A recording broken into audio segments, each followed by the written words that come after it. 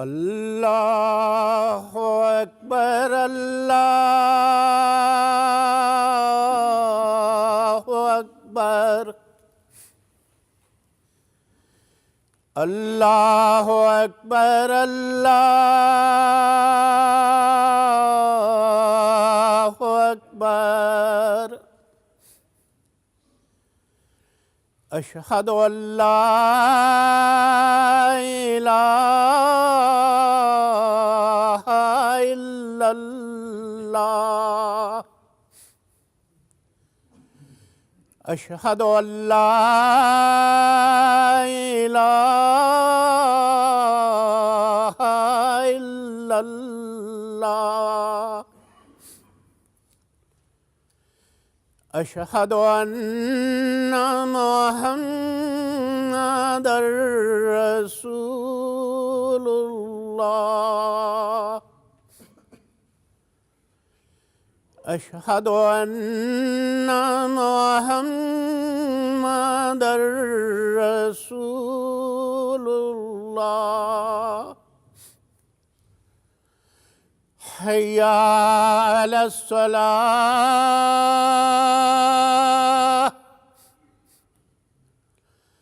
حی علی الصلاة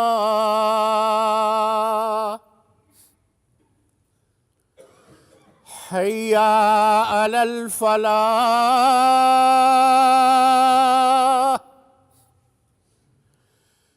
حی علی الفلاح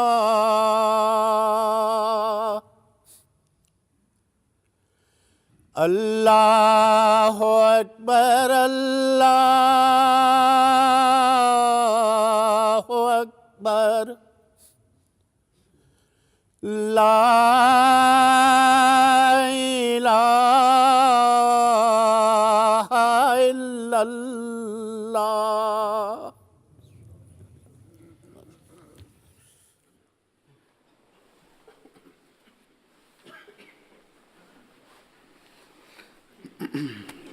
السلام علیکم ورحمۃ اللہ.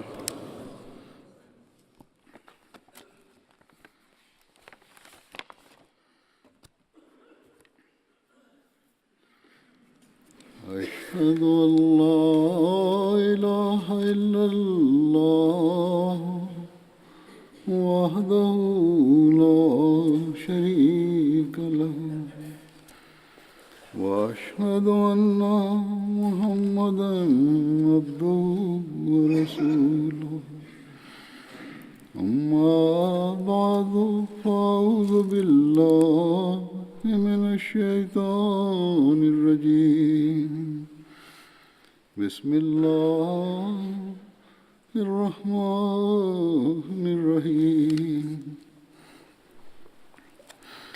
الحمد لله رب العالمين الرحمن الرحيم مالك يوم الدين إياك نعبد وإياك نستعين اهدنا الصراط المستقيم صراط الذين أنعمت عليهم غير المغضوب عليهم ولا الضالين.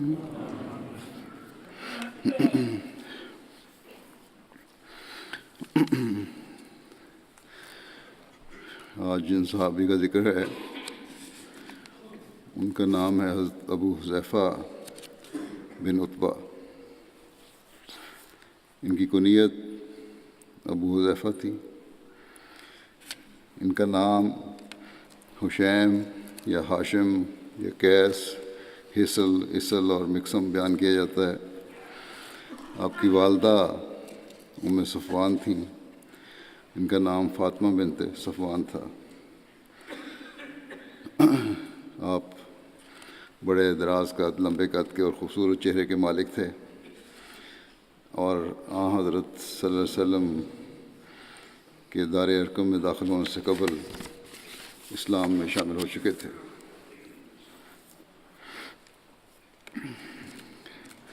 ابتدائی ایمان لانے والوں میں سے تھے۔ اس کا ذکر کرتے ہوئے حضرت مرزا بشیر احمد صاحب نے لکھا ہے کہ ابو حذیفہ بن عتبہ تھے جو بنی امیہ میں سے تھے۔ ان کے باپ کا نام عتبہ بن ربیعہ تھا، سرداران قریش میں سے تھا۔ ابو حذیفہ جنگ یمامہ میں شہید ہوئے، جو حضرت ابو بکر کے زمانہ خلافت میں مسلمہ کذاب کے ساتھ ہوئی تھی۔ حضرت ابو حذیفہ حبشہ کی طرف دونوں ہجرتوں میں شامل ہوئے تھے، اور آپ کی بیوی حضرت سہلہ بنت سہیل نے بھی آپ کے ساتھ ہجرت کی تھی۔ ہجرت کے حبشہ کے بارے میں پہلے بھی صحابہ کے ذکر میں ذکر ہو چکا ہے کہ کس طرح ہوئی اور کیوں ہوئی۔ یہاں بھی مختصر ذکر کر دیتا ہوں۔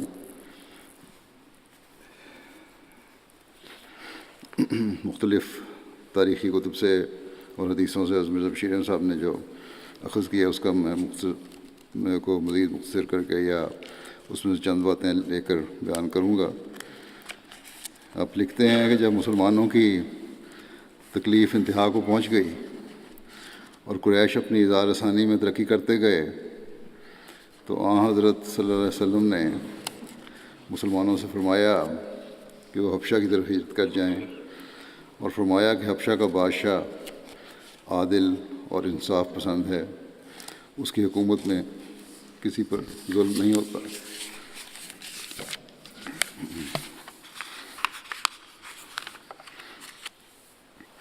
اس زمانے میں حبشہ ایک مضبوط عیسائی حکومت تھی، اور وہاں کا بادشاہ نجاشی کہلاتا تھا۔ حبشہ کے ساتھ عرب کے تجارتی تعلقات تھے۔ اس وقت کے نجاشی کا نام، جب یہ ہجرت کر کے گئے ہیں، اس بادشاہ کا جو اپنا نام تھا وہ اسہمہ تھا، جو ایک عادل، بیدار مغز اور مضبوط بادشاہ تھا۔ بہرحال جب مسلمانوں کی تکلیف انتہا کو پہنچ گئی تو آن حضرت صلی اللہ علیہ وسلم نے ان سے ارشاد فرمایا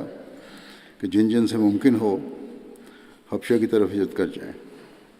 چنانچہ آن حضرت صلی اللہ علیہ وسلم کے فرمانے پر ماہ رجب 5 نوی میں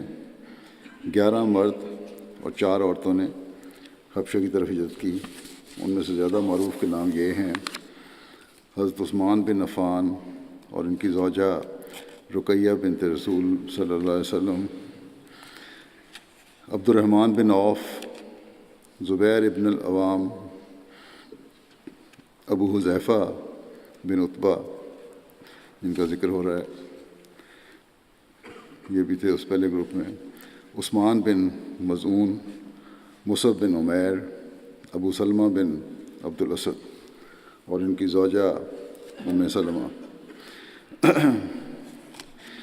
مجھے بشیر احمد صاحب نے لکھا ہے کہ یہ ایک عجیب بات ہے کہ ان ابتدائی مہاجرین میں سے زیادہ تعداد ان لوگوں کی تھی جو قریش کے طاقتور قبائل سے تعلق رکھتے تھے، اور کمزور لوگ کم نظر آتے ہیں، جس سے 2 باتوں کو پتہ چلتا ہے۔ اول یہ کہ طاقتور قبائل سے تعلق رکھنے والے لوگ بھی قریش کے مظالم سے محفوظ نہیں تھے، اور دوسرے یہ کہ کمزور لوگ مثلا غلام وغیرہ اس وقت ایسی کمزوری اور بے بسی کی حالت میں تھے کہ ہجرت کی طاقت بھی نہیں رکھتے تھے۔ جب یہ مہاجرین جنوب کی طرف سفر کرتے ہوئے شعیبہ پہنچے، جو اس زمانے میں عرب کا ایک بندرگاہ تھا، تو اللہ تعالیٰ کا ایسا فضل ہوا کہ ان کو ایک تجارتی جہاز مل گیا جو حبشہ کی طرف روانہ ہونے کو بالکل تیار تھا۔ چنانچہ یہ اس میں سوار ہو گئے۔ حبشہ پہنچ کر مسلمانوں کو نہایت امن کی زندگی نصیب ہوئی، اور خدا خدا کر کے قریش کے مظالم سے چھٹکارا ملا۔ لیکن جیسا کہ بعض مورخین نے بیان کیا ہے ابھی ان مہاجرین کو حبشہ میں گئے زیادہ عرصہ نہیں گزرا تھا کہ ایک اٹھتی ہوئی افواہ ان تک پہنچی کہ تمام قریش مسلمان ہو گئے ہیں اور مکے میں اب بالکل امن ہو گیا۔ اس خبر کا یہ نتیجہ ہوا کہ اکثر مہاجرین بغیر سوچے سمجھے واپس آ گئے۔ اس افواہ کے بارے میں حضرت بشیر احمد صاحب نے کچھ روشنی ڈالی ہے کہ کس طرح پھیلی اور کیا وجہ تھی اس افواہ کی۔ کہتے ہیں، لکھتے ہیں مختلف تاریخوں سے اخذ کر کے کہ گو حقیقتاً یہ افواہ بالکل جھوٹی اور بے بنیاد تھی، جو مہاجرین حبشہ کو واپس لانے اور ان کو تکلیف میں ڈالنے کی غرض سے قریش نے مشہور کر دی ہوگی۔ بلکہ زیادہ غور سے دیکھا جائے تو اس افواہ اور مہاجرین کی واپسی کا قصہ ہی بے بنیاد نظر آتا ہے۔ لیکن لکھا ہے اگر اس کو صحیح سمجھا جائے تو ممکن ہے کہ اس کی تہہ میں وہ واقعہ ہو جو بعض احادیث میں بیان ہوا ہے، اور جیسا کہ بخاری میں بھی آتا ہے یہ واقعہ کہ ایک دفعہ حضرت صلی اللہ علیہ وسلم نے صحن کعبہ میں سورہ نجم کی آیات تلاوت فرمائیں۔ اس وقت وہاں کئی رؤساء کفار کے تھے، وہی موجود تھے، بعض مسلمان بھی تھے۔ جب آپ صلی اللہ علیہ وسلم نے سورہ ختم کی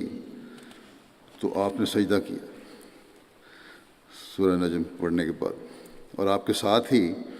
تمام مسلمان اور کافر بھی سجدے میں گر گئے۔ کفار کے سجدے کی وجہ حدیث میں بیان نہیں ہوئی، لیکن معلوم ہوتا ہے کہ جب حضرت صلی اللہ علیہ وسلم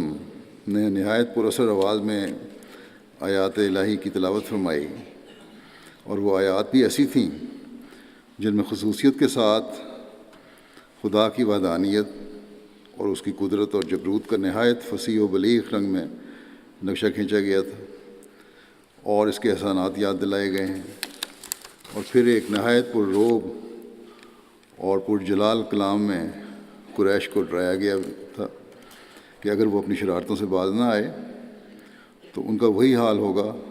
جو ان سے پہلی قوموں کا ہوا، جنہوں نے خدا کے رسولوں کی تکذیب کی۔ اور پھر آخر میں ان آیات میں حکم دیا گیا تھا کہ آؤ اور اللہ کے سامنے سجدے میں گر جاؤ، اور ان آیات کی تلاوت کے بعد حضرت صلی اللہ علیہ وسلم اور سب مسلمان یکلخت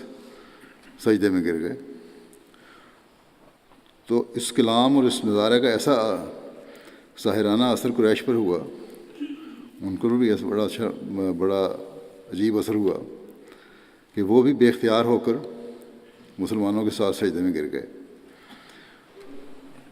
میاں بشیر احمد صاحب لکھتے ہیں کہ یہ کوئی تعجب کی بات نہیں ہے، کیونکہ ایسے موقعوں پر ایسے حالات کے ماتحت جو بیان ہوئے ہیں، بسا اوقات انسان کا قلب مروب ہو جاتا ہے اور وہ بے اختیار ہو کر ایسی حرکت کر بیٹھتا ہے جو دراصل اس کے اصول اور مذہب کے خلاف ہوتی ہے۔ چنانچہ ہم نے دیکھا ہے کہ بعض اوقات ایک سخت اور ناگہانی آفت کے وقت بھی ایک دہریہ بھی اللہ اللہ یا رام رام پکار اٹھتا ہے، اور قریش تو دہریہ نہ تھے بلکہ بہرحال خدا کی ہستی کے قائل تھے، گو شریک ٹھہراتے تھے بتوں کو۔ آج کل بھی ہم دیکھتے ہیں کئی دہریوں سے بات ہوتی ہے، جو ان سے پوچھو کہ ایک دم اگر تمہیں کوئی مسئلہ پیش آ جائے تو خدا کا نام تمہارے دماغ میں آتا ہے یا منہ سے آتا ہے؟ تسلیم کرتے ہیں کہ آتا ہے۔ تو بہرحال یہ ایک اثر تھا اس سورت کے پڑھنے کا، سورت کے الفاظ کا اور مسلمانوں کے عمل کا، کہ کفار کے رؤساء جو تھے وہ بھی سجدے میں ساتھ ہی گر گئے۔ بہرحال مسلمانوں کی جماعت یکلخت سجدے میں گر گئی تو اس کا ایسا ساحرانہ اثر ہوا کہ ان کے ساتھ قریش بھی اختیار ہو کر سجدے میں گر گئے۔ لیکن ایسا اثر عموماً وقتی ہوتا ہے اور انسان پھر جلدی اپنی اصل حالت کی طرف لوٹ جاتا ہے۔ چنانچہ کفار نے بھی واپس لوٹ گئے، اسی طرح وہی حال ہو گیا ان کا۔ بہرحال یہ ایک واقعہ ہے جو صحیح احادیث سے ثابت ہے، بخاری میں بھی درج ہے پس اگر مہاجرین حبشہ کی واپسی کی خبر مہاجرین حبشہ کی واپسی کی خبر صحیح ہے، درست ہے، تو ایسا معلوم ہوتا ہے کہ اس واقعے کے بعد قریش نے جو مہاجرین حبشہ کے واپس لانے کے لیے بےتاب ہو رہے تھے کہ کیوں چلے گئے یہ لوگ، ہجرت کر کے ہمارے ہاتھوں سے نکل گئے، اپنے اس فعل کو آڑ بنا کر خود ہی یہ افواہ مشہور کر دی ہوگی کہ قریش مکہ مسلمان ہو گئے ہیں، اور یہ کہ اب مکے میں مسلمانوں کے لیے بالکل امن ہے۔ اور جب یہ افواہ مہاجرین حبشہ تک پہنچی تو وہ طبعاً اسے سن کر بہت خوش ہوئے، اور سنتے ہی خوشی کے جوش میں واپس آ گئے بغیر سوچے سمجھے۔ لیکن جب وہ مکے کے پاس پہنچے تو حقیقت پتہ چلی اور حقیقت امر سے آگاہی ہوئی، جس پر بعض تو چھپ چھپ کر اور بعض کسی طاقتور اور صاحب اثر رئیس قریش کی حفاظت میں ہو کر مکے میں آ گئے، اور بعض واپس چلے گئے۔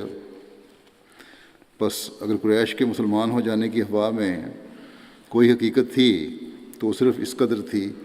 جو سورہ نجم کی تلاوت پر سجدہ کرنے والے واقعے میں بیان ہوئی ہے۔ بہرحال اللہ بہتر جانتا ہے۔ بہرحال اگر مہاجرین حبشہ واپس آئے بھی تھے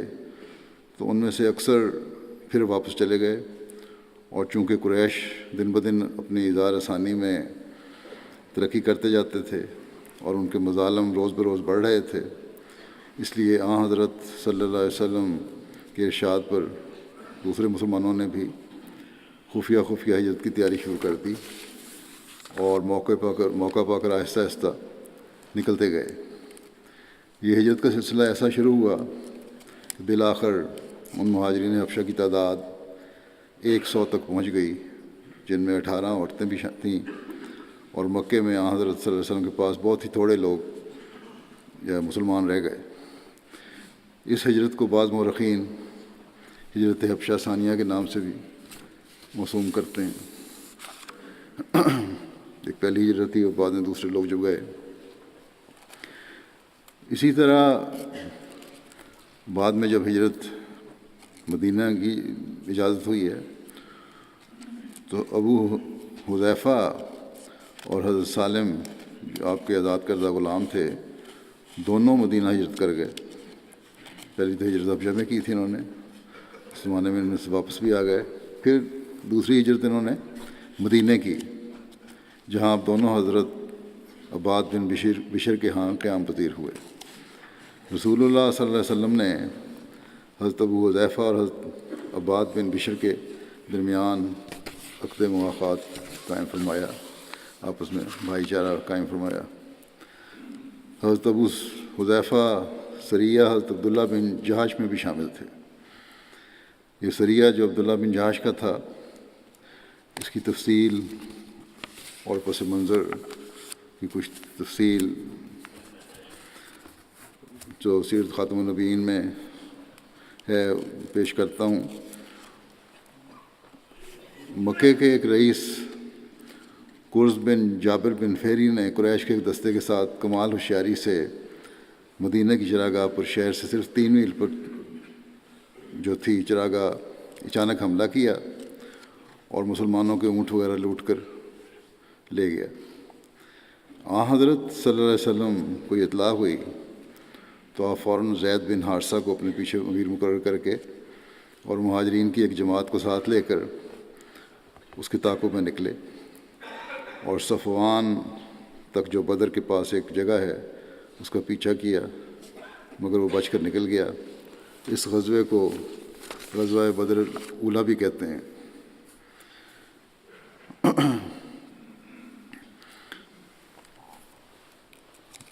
پھر لکھا ہے قرظ بن جابر کا یہ حملہ ایک معمولی جو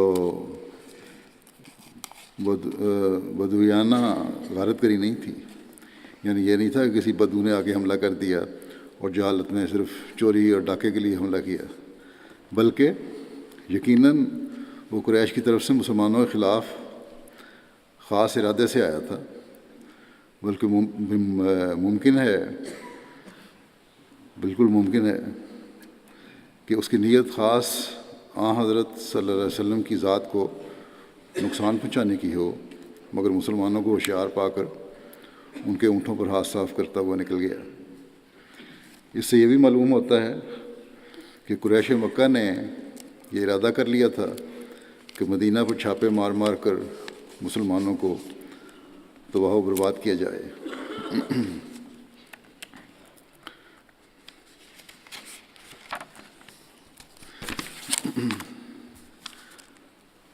قرظ بن جابر کے اچانک حملے نے طبعاً مسلمانوں کو بہت خوفزدہ کر دیا، متوحش کر دیا، اور چونکہ رؤسائے قریش کی دھمکی پہلے سے موجود تھی کہ ہم مدینے پر حملہ آور ہوں گے اور حملہ کر کے مسلمانوں کو تباہ و برباد کر دیں گے، مسلمان سخت فکر مند ہوئے، اور انہی خطرات کو دیکھ کر حضرت صلی اللہ علیہ وسلم نے یہ ارادہ فرمایا کہ قریش کی حرکات و سکنات کا قریب سے ہو کر علم حاصل کیا جائے، دیکھا جائے کہ ان کے کیا منصوبے ہیں اور کیا ان کے ارادے ہیں، اور اس کو دیکھنے کے لیے کوئی ایسی تدبیر کی جائے کہ قریب سے ان کی معلومات ملتی رہیں تاکہ بر وقت اطلاع ہو جائے اور مدینہ پر ہر قسم کے حملہ کا جو خطرہ ہے اسے محفوظ رکھا جائے۔ چنانچہ اس غرض کے لیے آپ صلی اللہ علیہ وسلم نے 8 مہاجرین کی ایک پارٹی تیار کی اور مصلحتاً اس پارٹی میں ایسے آدمیوں کو رکھا جو قریش کے مختلف قبائل سے تعلق رکھتے تھے، تاکہ قریش کے مخفی ارادوں کے متعلق خبر حاصل کرنے میں آسانی ہو۔ اور پارٹی پر آپ نے اپنے پھوپھی زاد بھائی عبداللہ بن جہش کو امیر مقرر فرمایا۔ اس میں یہ حذیفہ بن عتبہ بھی شامل تھے، اور اس خیال سے کہ اس پارٹی کی غرض و غایت عامت المسلمین سے بھی مخفی رہے، پتہ نہ چلے کسی کو، آپ نے اس سریہ کو روانہ کرتے ہوئے اس سریہ کے امیر کو بھی یہ نہیں بتایا کہ تمہیں کہاں اور کس غرض سے بھیجا جا رہا ہے، بلکہ چلتے ہوئے ان کے ہاتھ میں ایک سر بمہور خط دے دیا، سیل کر کے خط دے دیا، اور فرمایا کہ اس خط میں تمہارے لیے ہدایات درج ہیں۔ جب تم مدینے سے سمت بتا دی، اس طرف 2 دن کا سفر طے کر لو، تو پھر اس خط کو کھول کر اس کی ہدایت کے مطابق جو خط میں ہدایات ہیں اس کے مطابق عمل درآمد کرنا۔ چنانچہ عبداللہ اور ان کے ساتھی اپنے آقا کے حکم کے متحد روانہ ہو گئے، اور جب 2 دن کا سفر طے کر چکے تو عبداللہ نے حضرت صلی اللہ علیہ وسلم کے فرمان کو کھول کر دیکھا تو اس میں یہ الفاظ درج تھے کہ تم مکے اور طائف کے درمیان وادی نخلہ میں جاؤ اور وہاں جا کر قریش کے حالات کا علم لو اور پھر ہمیں اطلاع کر دو۔ اور چونکہ مکے سے اس قدر قریب ہو کر خبر رسانی کا کرنے کا کام بڑا نازک تھا، آپ نے خط کے نیچے یہ ہدایت بھی لکھی تھی کہ اس مشن کے معلوم ہونے کے بعد اگر تمہارا کوئی ساتھی اس پارٹی میں شامل رہنے سے متعمل ہو، اس کو کوئی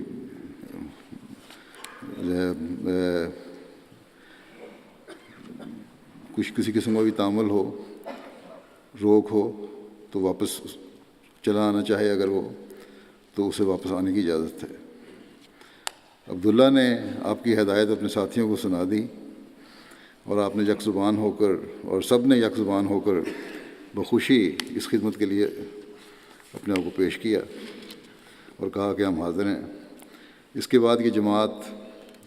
نخلے کی طرف روانہ ہوئی۔ راستے میں سعد بن ابی وقاص اور عتبہ بن غزوان کا اونٹ گم گیا، اور وہ اس کی تلاش کرتے کرتے اپنے ساتھیوں سے بچھڑ گئے، اور باوجود بہت تلاش کے انہیں نہ مل سکے، اور اب یہ پارٹی صرف 6 آدمیوں پر رہ گئی، 6 کس کی رہ گئی۔ تو یہ 6 آدمی آگے چل پڑے اپنے مشن کے لیے۔ مسلمانوں کی چھوٹی سی جماعت نخلا پہنچی اور اپنے کام میں مصروف ہو گئی، اور ان میں سے یعنی خبر لینے کی کہ کفار مکہ کے کیا ارادے ہیں، مدینے پہ حملہ کرنے کا ارادہ تو نہیں، یا ان کے منصوبہ کیا بن رہے ہیں اب. اور میں سے بعض نے اخفائے راز کے خیال سے اپنے سر کے بال بھی منڈوا دیے تاکہ راہگیر وغیرہ جو گزرنے والے ہیں ان کو عمرے کا خیال سے آئے ہوئے لوگ سمجھ کر کسی قسم کا شبہ نہ کریں، یہی سمجھیں کہ یہ لوگ بھی عمرے کے لیے جا رہے ہیں. شاید بال منڈوا دیے انہوں نے اپنے. لیکن ابھی ان کو وہاں پہنچے، کہتے ہیں زیادہ عرصہ نہیں گزرا تھا کہ اچانک وہاں قریش کا ایک چھوٹا سا قافلہ بھی آ گیا جو طائف سے مکے کی طرف جا رہا تھا، اور ہر دو جماعتیں ایک دوسرے کے سامنے ہو گئیں. ان کو پتہ لگ گیا کہ یہ مسلمان ہیں. انہوں نے ان سے جنگ کرنے کی ٹھان لی. آمنے سامنے ہو گئے دونوں. مسلمانوں نے آپس میں مشورہ کیا کہ اب کیا کرنا چاہیے، کیونکہ حضرت صلی اللہ علیہ وسلم نے ان کو خفیہ خبر رسانی کے لیے بھیجا تھا. لیکن دوسری طرف قریش سے جنگ شروع ہو چکی تھی اور اب دونوں حریف ایک دوسرے کے سامنے تھے. اور پھر طبعاً یہ اندیشہ بھی تھا کہ اب جو قریش کے اس قافلے والوں نے مسلمانوں کو دیکھ لیا ہے تو اس خبر رسانی کا راز بھی مخفی نہ رہ سکے گا. اور ایک دقت یہ بھی تھی کہ بعض مسلمانوں کو خیال تھا کہ شاید دن رجب یعنی شہر حرام کا آخری ہے، حرمت والے مہینے کا آخری ہے، اور جس میں عرب کے قدیم دستور کے مطابق لڑائی نہیں ہونی چاہیے تھی. اور بعض سمجھتے تھے کہ رجب گزر چکا ہے اور شعبان شروع ہے. اور بعض روایات میں یہ ہے کہ یہ سریہ جمادی الاخر میں بھیجا گیا تھا، اور شک یہ تھا کہ یہ دن جمادی کا ہے یا رجب کا. لیکن دوسری طرف نخلے کی وادی عین حرم کے علاقے کی حد پر واقع تھی. وہ وادی بھی حرم کی حد میں واقع تھی، اور یہ ظاہر تھا کہ اگر آج ہی کوئی فیصلہ نہ ہوا تو کل کو یہ قافلہ حرم کے علاقے میں داخل ہو جائے گا جس کی حرمت یقینی ہوگی. غرض ان سب باتوں کو سوچ کر ان 6 مسلمانوں نے یہی فیصلہ کیا کہ قافلے پر حملہ کر کے یا تو قافلہ والوں کو قید کر لیا جائے یا مار دیا جائے. چنانچہ انہوں نے اللہ کا نام لے کر حملہ کر دیا، جس کے نتیجے میں کفار کا ایک آدمی جس کا نام عمر بن الحضرمی تھا مارا گیا، اور 2 آدمی قید ہو گئے، لیکن چوتھا آدمی بھاگ نکلا اور مسلمانوں سے پکڑ نہ سکے. اور اس طرح ان کی تجویز جو تھی کہ ان کو پکڑ لیا جائے یا مار دیا جائے وہ کامیاب ہوتے ہوتے رہ گئی. اس کے بعد مسلمانوں نے قافلے کے سامان پر قبضہ کر لیا، اور چونکہ قریش کا ایک آدمی بچ کر نکل گیا تھا اور یقین تھا کہ اس لڑائی کی خبر جلدی مکے پہنچ جائے گی، عبداللہ بن جہاش اور اس کے ساتھی سامان غنیمت لے کر جلدی مدینے کی طرف واپس لوٹ آئے. مستشرقین بھی اس پہ اعتراض کرتے ہیں کہ دیکھو یہ جان کے بھیجا گیا تھا، حملہ قافلے پہ کروایا گیا، جو قطعاً غلط ہے. بہرحال حقیقت یہ ہے کہ حضرت صلی اللہ علیہ وسلم کو جب یہ علم ہوا کہ صحابہ نے قافلے پر حملہ کیا تھا تو آپ سخت ناراض ہوئے. چنانچہ روایت میں آتا ہے کہ جب یہ جماعت حضرت صلی اللہ علیہ وسلم کی خدمت میں حاضر ہوئی اور آپ کو سارے ماجرے کی اطلاع ہوئی تو آپ سخت ناراض ہوئے اور فرمایا کہ میں نے تمہیں شہر حرام میں لڑنے کی اجازت نہیں دی ہوئی. اور پھر آپ نے مال غنیمت سے لینے سے انکار کر دیا کہ اس میں سے میں کچھ بھی نہیں لوں گا. اس پر عبداللہ اور ان کے ساتھی سخت نادم اور پشیمان ہوئے، اور انہوں نے خیال کیا کہ بس اب ہم خدا اور اس کے رسول کی ناراضگی کی وجہ سے ہلاک ہو گئے. بڑا خوف پیدا ہوا ان میں. صحابہ نے بھی ان کو سخت ملامت کی، جو مدینے میں صحابہ تھے انہوں نے بھی کہا کہ تم نے وہ کام کیا جس کا تمہیں حکم نہیں دیا گیا تھا، اور تم نے شہر حرام میں لڑائی کی، حرمت والے مہینے میں لڑائی کی، حالانکہ اس مہم میں تو تم کو بالکل مطلقاً لڑائی کا حکم نہیں تھا. دوسری طرف قریش نے بھی شور مچایا کہ مسلمانوں نے شہر حرام کی حرمت کو توڑ دیا ہے، اور چونکہ جو شخص مارا گیا تھا یعنی عمر بن الحضرمی وہ ایک رئیس آدمی تھا اور پھر وہ عتبہ بن ربیعہ رئیس مکہ کا حلیف بھی تھا، اس لیے بھی اس وقت اس واقعہ نے قریش کی آتش غضب کو بہت بھڑکا دیا، اور انہوں نے آگے سے بھی زیادہ جوش و خروش کے ساتھ مدینے پر حملے کی تیاری شروع کر دی۔ بہرحال اس واقعے پر مسلمان اور کفار ہر دو میں بہت چہمگوئیاں ہوئیں، باتیں ہونے لگیں کہ کیا دیکھو حرمت کے مہینے میں انہوں نے حملہ کیا ہے۔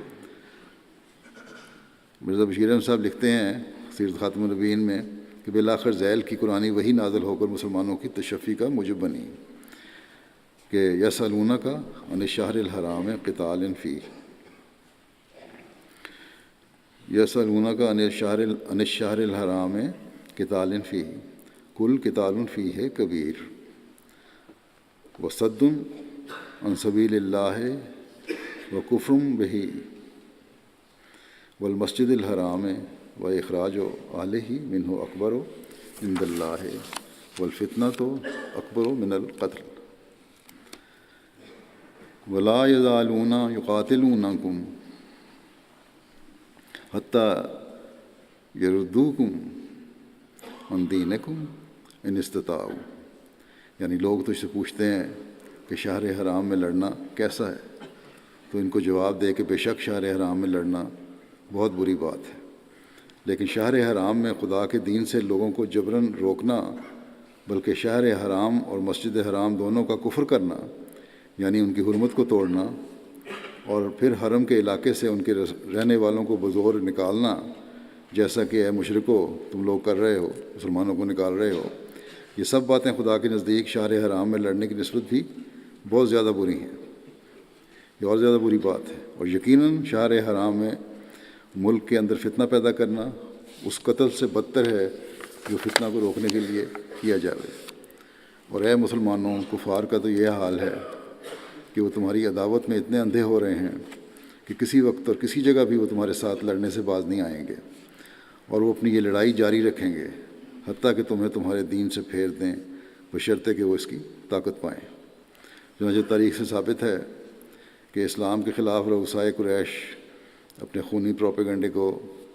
اشہر حرام میں بھی برابر جاری رکھتے تھے، جو حرمت والے جتنے مہینے تھے ان میں جاری رکھتے تھے، بلکہ ان مہینوں میں ملک والے مہینوں کے اجتماع اور سفروں سے فائدہ اٹھاتے ہوئے وہ ان مہینوں میں اپنی مفسدانہ کارروائیوں میں اور بھی زیادہ تیز ہو جاتے تھے، اور پھر کمال بے حیائی سے اپنے دل کو جھوٹی تسلی دینے کے لیے وہ عزت کے مہینوں کو اپنی جگہ سے ادھر ادھر منتقل کر دیتے تھے، جسے وہ نسی کے نام سے پکارتے تھے۔ مسلمانوں کے ساتھ تو انہوں نے فتح مکہ کے بعد فتح مکہ تک یہی سلوک رکھا ہے، بلکہ انتہا کر دی، بلکہ مرزا بشیر احمد صاحب نے الفاظ استعمال کیے ہیں کہ انہوں نے تو غضب ہی کر دیا تھا کہ صلح حدیبیہ کے زمانے میں باوجود پختہ عہد و پیمان کے کفار مکہ اور ان کے ساتھیوں نے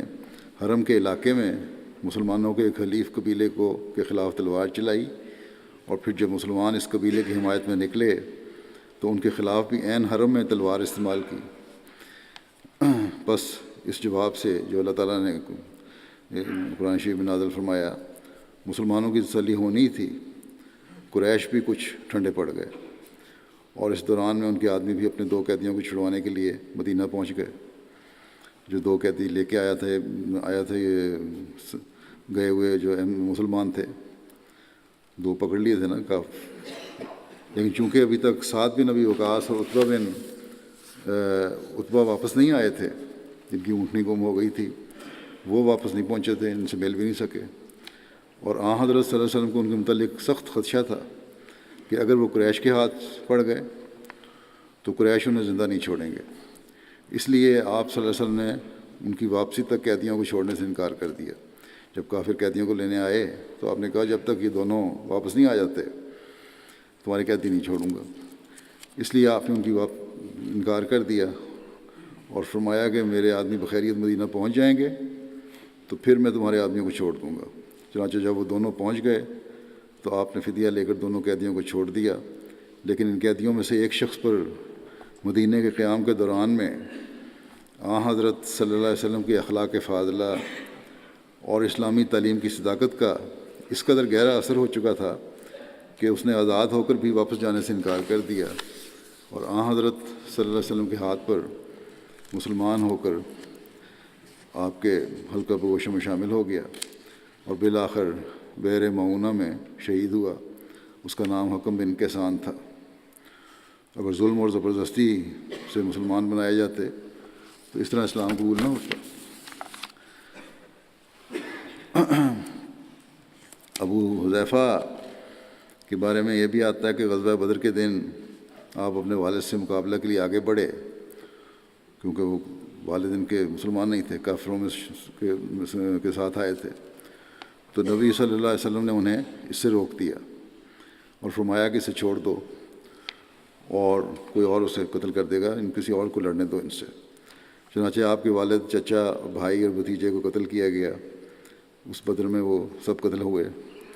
اور آپ نے حضرت حذیفہ نے بڑے صبر کا مظاہرہ کیا اور اللہ کی رضا پر راضی رہتے ہوئے اللہ تعالیٰ کی اس نصرت پر شکر بجا لائے جو اس نے رسول اللہ صلی اللہ علیہ وسلم کے حق میں ظاہر کی تھی، یعنی فتح عطا فرمائی تھی۔ اس واقعے کے بارے میں ایک روایت یہ بھی ملتی ہے کہ، اور ابن عباس روایت کرتے ہیں کہ غزوہ بدر کے دن حضرت صلی اللہ علیہ وسلم نے فرمایا کہ تم میں سے جس کا مقابلہ عباس سے ہو اسے قتل نہ کرے، کیونکہ وہ مجبوری میں سے نکلیں، قیدی بنا لینا، قتل نہ کرنا۔ اس پر حضرت ابو حذیفہ نے کہا، جب ان کے پاس یہ بات پہنچی، کسی نے کہی ان سے، وسلم کے منہ پہ نہیں کہا بلکہ کہیں ساتھی کسی سے کہا کہ کیا ہم اپنے باپوں، بھائیوں اور رشتہ داروں کو تو قتل کریں لیکن عباس کو چھوڑ دیں؟ یہ کیا ہوا؟ خدا کی قسم میں ضرور ان پر تلوار چلاؤں گا اگر میرے سامنے آئے۔ حضرت صلی اللہ علیہ وسلم تو جب یہ بات پہنچی تو آپ نے حضرت عمر کو فرمایا کہ یا ابا حفص، اے ابو حفص، رسول خدا کے چچا کے چہرے پر تلوار سے وار کیا جائے گا۔ حضرت عمر بیان کرتے ہیں کہ یہ پہلا موقع تھا کہ رسول اللہ صلی اللہ علیہ وسلم نے مجھے ابو حفص کو کنیت عطا کی۔ حضرت عمر نے عرض کیا، یا رسول اللہ، مجھے اجازت دیں کہ میں تلوار سے ان کی گردن اڑا دوں۔ خدا کی قسم اس میں نفاق پایا جاتا ہے جس نے یہ بات کی ہے۔ حضرت ابو حذیفہ کہا کرتے تھے، صلی اللہ علیہ وسلم نے تو منع کر دیا کہ نہیں، یہ نہیں ہوگا، لیکن حضرت ابو حذیفہ بیان کیا کرتے تھے کہ میں اس بات کے شر سے جو اس دن میں نے کہی،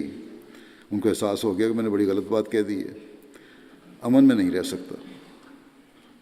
ایسی بات میں نے کہہ دی ہے جس کی وجہ سے میں امن میں رہ سکتا، میں ہمیشہ اس سے خوف زدہ رہوں گا سوائے اس کے کہ شہادت کی موت اس کے شر سے مجھے ٹال دے،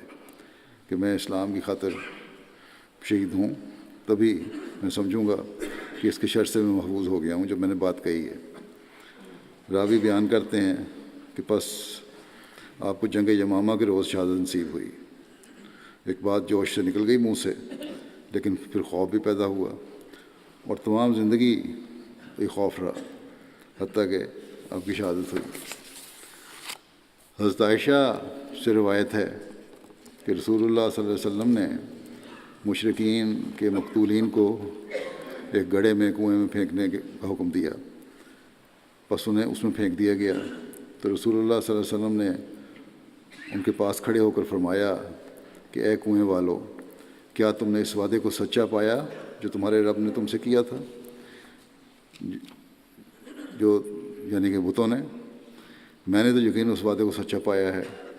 جو میرے رب نے مجھ سے کیا تھا، اور اگر اللہ تعالیٰ سے مراد لی جائے تو وہی تھی کہ تمہیں سزا ملے گی۔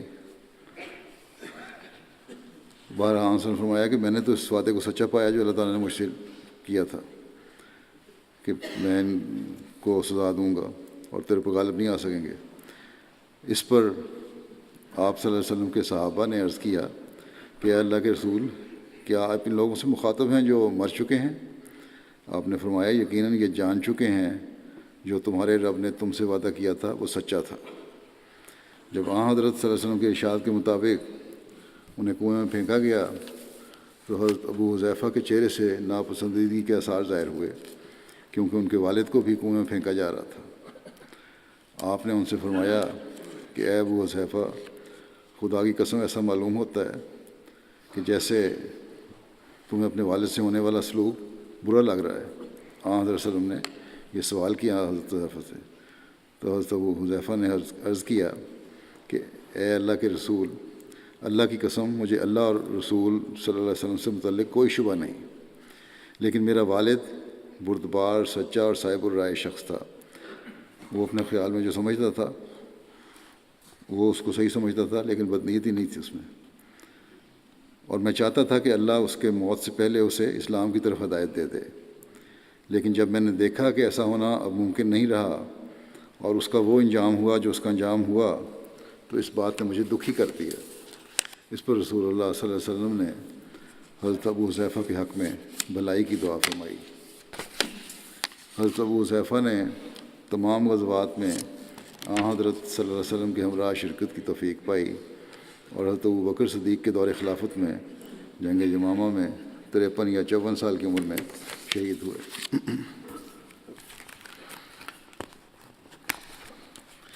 اب میں ایک ذکر کروں گا ہمارے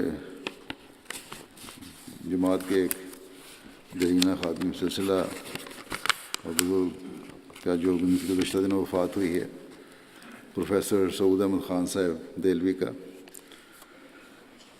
21 جنوری کو بقضائے الہی وفات پا گئے، انا للہ و انا الیہ راجعون۔ آپ کے والد حضرت محمد حسن احسان دہلوی حضرت مسیح موعود علیہ السلام کے صحابہ میں سے تھے۔ اسی طرح آپ کے دادا حضرت محمود حسن خان صاحب مدرس پٹیالہ بھی حضرت مسیح موعود علیہ السلام کے صحابی تھے۔ حضرت مسیح موعود علیہ السلام نے اپنے 313 اصحاب کی فہرست میں 301 نمبر پر آپ کا نام یوں درج فرمایا ہے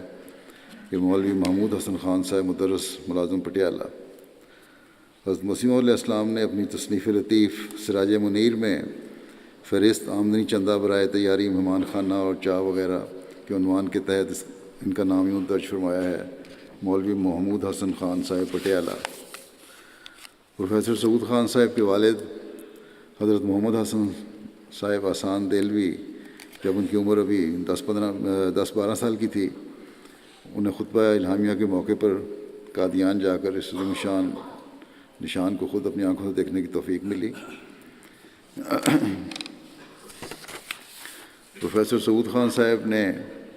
اپریل 1945 میں وقف کیا تھا۔ آپ علی گڑھ سے فارسی میں BA آنرس تھے۔ آپ کے ساتھ آپ کے بھائیوں کے وقف کا ذکر کرتے ہوئے حضرت مسلم موعود رضی اللہ عنہ نے 1955 میں خطبہ جمعہ میں فرمایا کہ میں سمجھتا ہوں کہ ماسٹر محمد حسن احسان صاحب نے ایسا نمونہ دکھایا ہے جو قابل تعریف ہے۔ وہ ایک معمولی مدرس تھے اور ایک غریب آدمی تھے۔ انہوں نے فاقے کر کر کے اپنی اولاد کو پڑھایا اور اسے گریجویٹ کروایا، اور پھر 7 لڑکوں میں سے 4 لڑکوں کو سلسلے کے سپرد کر دیا۔ اب وہ چاروں خدمت دین کر رہے ہیں، اور قریباً سارے ہی ایسے اخلاص سے خدمت کر رہے ہیں جو وقف کا حق ہوتا ہے۔ آپ فرماتے ہیں اگر یہ بچے وقف نہ ہوتے تو 7 مل کر شاید 10-20 سال تک اپنے باپ کا نام روشن رکھتے اور کہتے کہ ہمارے ابا جان بڑے اچھے آدمی تھے، مگر جب میرا یہ خطبہ چھپے گا، حضرت مسلم موعود فرماتے ہیں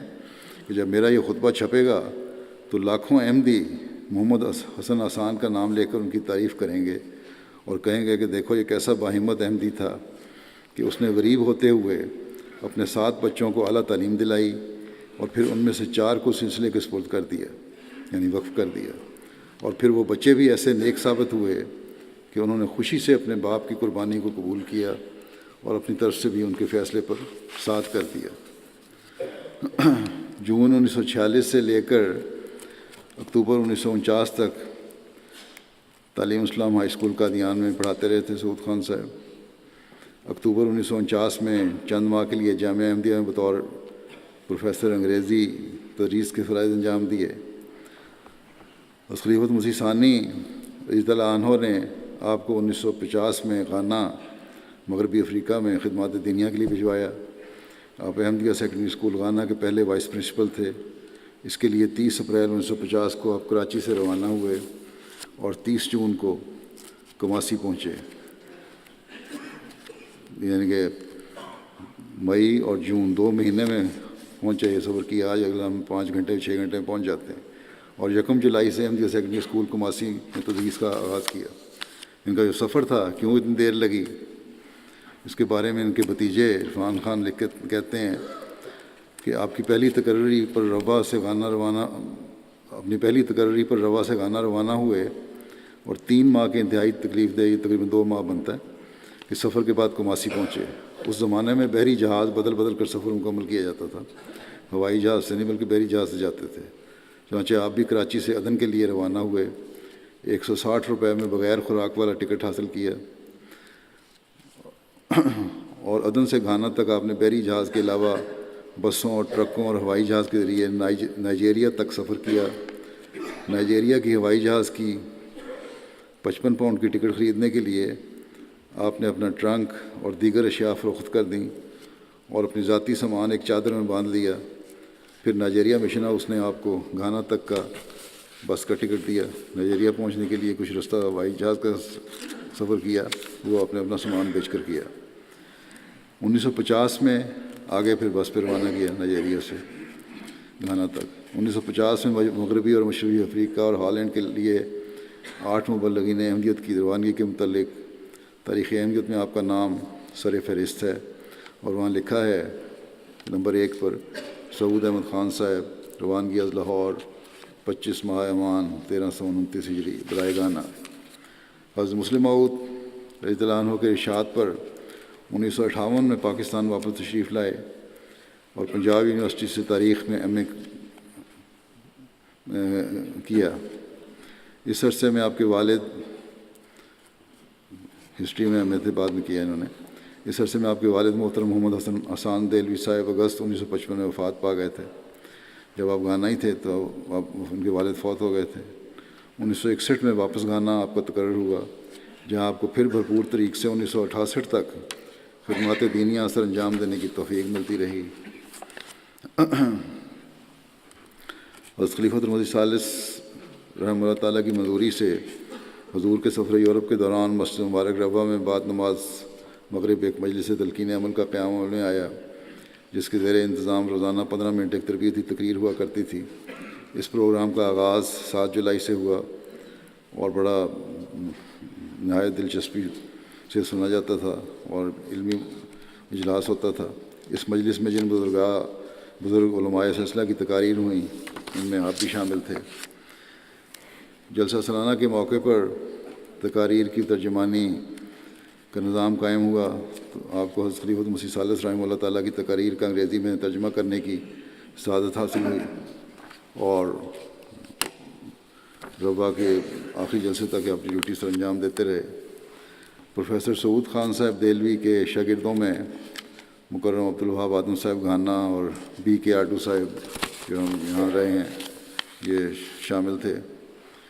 1968 میں پاکستان واپس آنے کے بعد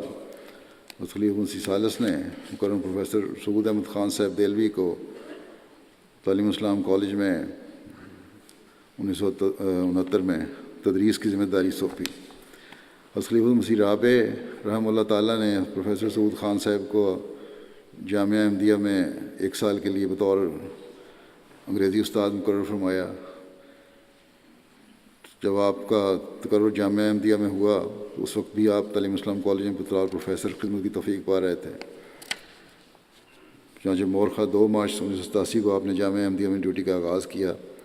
اور 1 سال تک اس خدمت کو انجام دیتے رہے۔ پروفیسر سعود خان صاحب دہلوی کے متعلق آپ کے بڑے بھائی مسعود خان دہلوی صاحب جو ایڈیٹر الفضل بھی رہے ہیں، کچھ سال ہوئے فوت ہوئے، یہ کہا کرتے تھے کہ ہمارے بھائی سعود احمد موبائل لائبریری ہیں، بڑی معلومات تھیں، علمی آدمی تھے۔ آپ کی بیٹی راشدہ صاحبہ لکھتی ہیں کہ میرے والد صاحب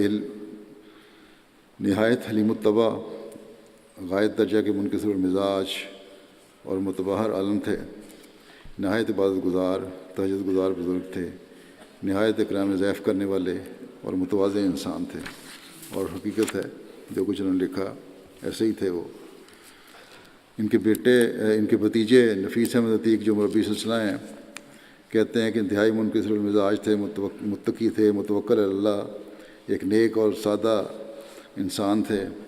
آپ کی وفا اور خدمت دینیہ کا جذبہ تمام واقفین زندگی کے لیے ایک مثالی رنگ رکھتا تھا۔ یہ لکھتے ہیں مربی صاحب کے ایک بار خاکسار کو کہا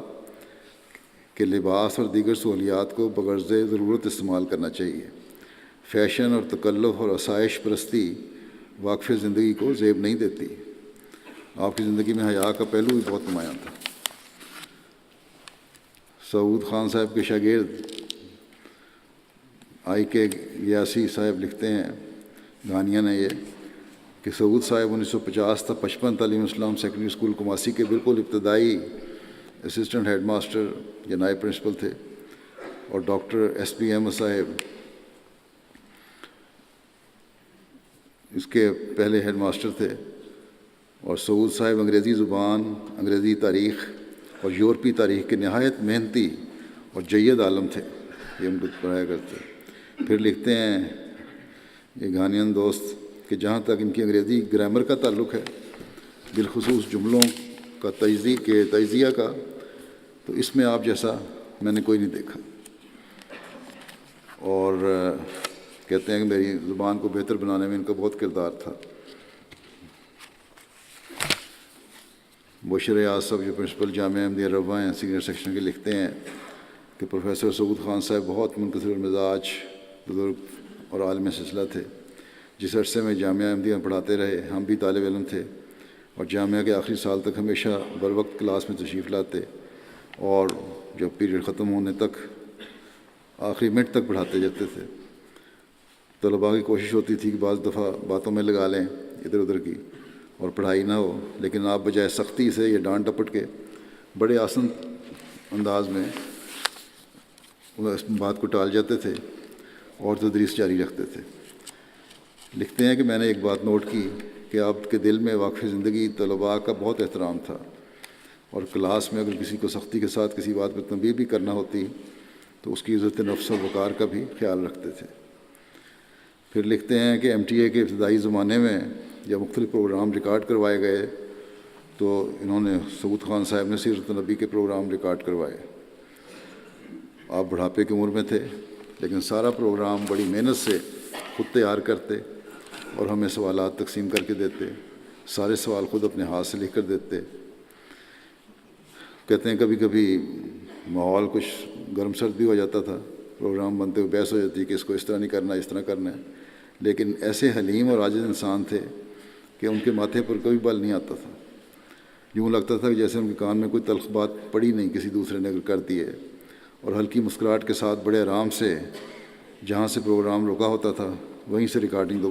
دوبارہ شروع کروا دیتے تھے۔ پروفیسر سعود خان صاحب کی وفات کے بعد ان کے ہمسائے میں رہنے والے پڑوسی فضل اللہ ملک صاحب نے جو اظہار کیا، بڑے پھوٹ پھوٹ کر روتے ہوئے انہوں نے بتایا کہ ایسے پڑوسی ہر ایک کو نہیں ملتے، بہت ہی سادہ مزاج اور عالم آدمی تھے۔ ان کے پسماندگان میں ایک بیٹی اور 2 بیٹے یاد ہیں۔ آپ کے ایک بیٹے سعد سعود صاحب یو کے میں ایک جماعت کے صدر کے طور پہ خدمت بجا لا رہے ہیں، اور اللہ تعالیٰ ان کے درجات بلند فرمائے۔ حقیقت میں ان کے بارے میں جو لکھا گیا ہے، جیسے پہلے ہی میں نے کہا کہ ان کی خوبیاں اس سے بہت زیادہ تھیں۔ خلافت سے انتہائی محبت اور اطاعت کا تعلق تھا اور غیر معمولی معیار تھا۔ اللہ تعالیٰ ان کی اولاد اور نسل کو بھی خلافت جماعت سے ہمیشہ وابستہ رکھے اور ان کے درجات بلند فرماتا چلا جائے۔ نماز کے بعد میں ان کا نماز جنازہ غائب بھی پڑھاؤں گا۔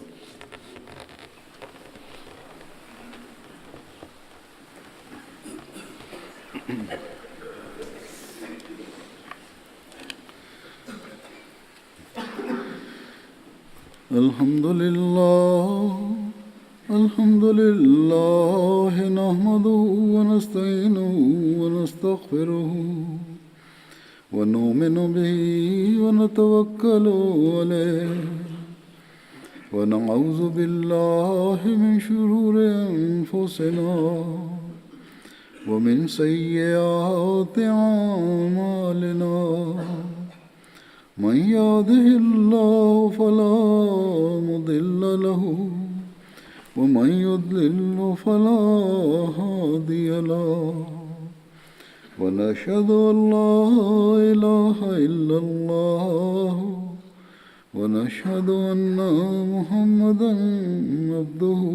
ورسوله عباد الله رحمكم الله إن الله يأمر بالعدل والإحسان وإيتاء ذي القربى وينهى عن الفحشاء والمنكر والبغي يعظكم لعلكم تذكرون اذكروا الله يذكركم وادعوه يستجب لكم ولذكر الله